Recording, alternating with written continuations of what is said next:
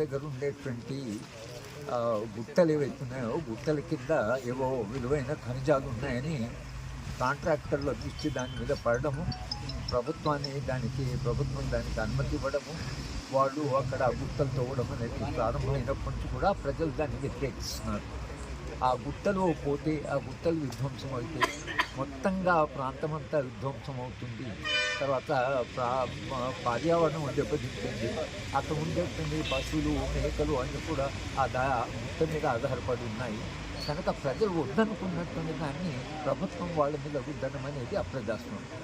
కనుక ఇవాళ ఏదైతే మైదానం గ్రామం దగ్గర ఈ ఖనిజ వనరులు తీస్తున్నారో దాన్ని ముందు ఆపాలి.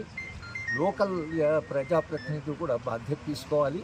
ప్రభుత్వం కూడా దీన్ని పునఃసమీక్షించి ప్రజలు ఎందుకు వద్దంటున్నారో ముందు కనుక్కోండి.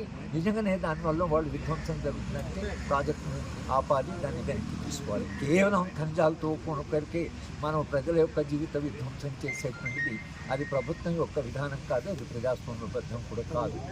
కనుక మైలారం గుట్టలతో ఖనిజాలతో ప్రాజెక్ట్ అవుతుందో అది తక్షణమే ప్రభుత్వం పునఃసమీక్షించాలి.